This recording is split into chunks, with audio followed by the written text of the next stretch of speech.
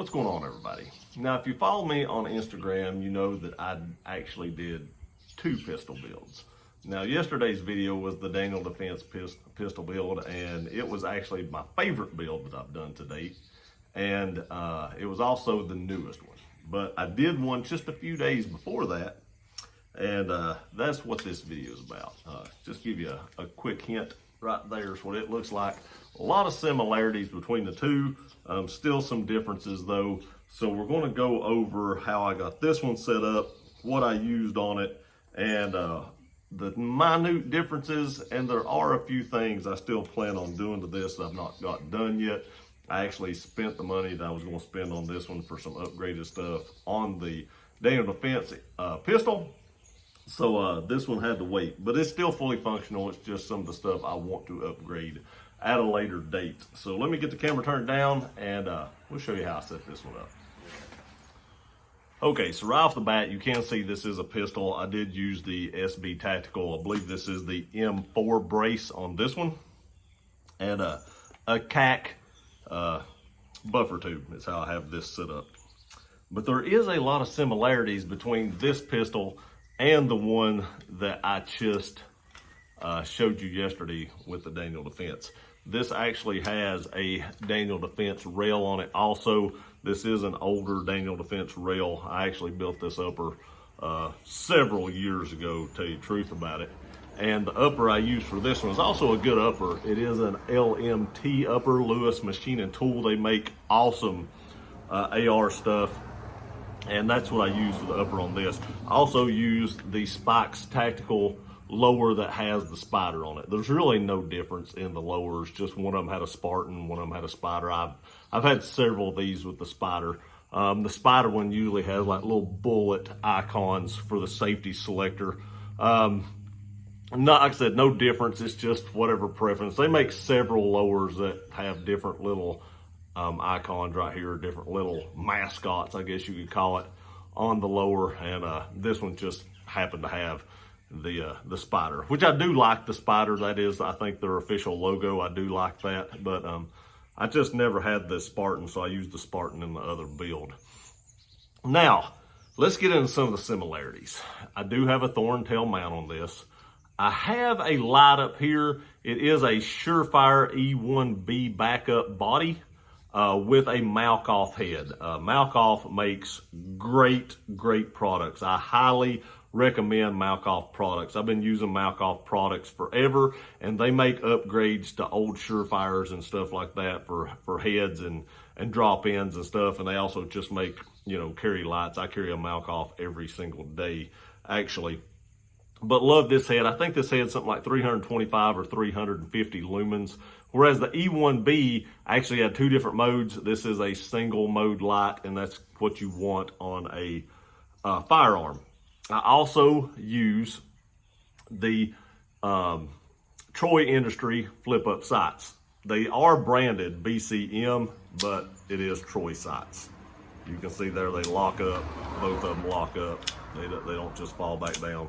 You have to push the button in. And like I said before, on all my pistols and rifles, I use flip-up sights that lock, and Troy is all that's on any of my firearms.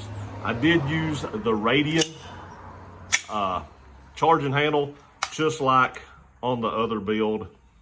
I do have a Daniel Defense QD mount right here, just like on the other build. I do have ladder rails, just like on the other build. So I do have an ergo grip, just like on the other build. So some of the differences, let's get into the differences. Like I said, I do have a Malkoff head on this one, still Surefire. I trust Malkoff with my life, just like I do Surefire. So I've done crazy things with Malkoff lights. I've actually threw one 27 feet off the top of my house, hit off the ground, bounced all over the place. The light still works today, and that was a year and a half ago. So I fully trust this company with my life. I do have a Vortex flash hider on this. It pretty much totally eliminates all flash. If I was not going to buy a suppressor, this is more than likely what I would put on the Daniel Defense pistol, except they make a shorty version of this, and I might do the shorty version instead of this version right here. I actually have the shorty version on a Noveske pistol that I'll show you at a later date. I did use an EOTech 553 optic. The EOTech is an awesome optic. I really like EOTech optics. I hate the battery life of EOTech optics. The battery life of these optics are nothing compared to Aimpoint's. Now, the quickness that you can acquire the reticle in this, I think the reticle is better. The reticle is bigger, which is probably why they can't get the battery life, because it takes more to put that reticle in there, because it is a bigger reticle. I do prefer the reticle, just do not prefer the runtime. It is nights and days difference. I mean, it is way different. I cannot remember the runtime of this. I'm thinking it's like 40 some or 50 some days or something like that. Whereas the Aimpoint Comp M4 is 8 years. I'm talking about light years difference between this and that as far as battery life. I do like that this has ARMS QD mounts for the optic that is built in. This is not a cheap optic either. I think the Comp M4s are about $800 and this one is about $700 new. I did use a Troy Industries Ambi QD mount in the back of this. I do love these QD mounts. This also has one back here in the back if you would rather use it that way.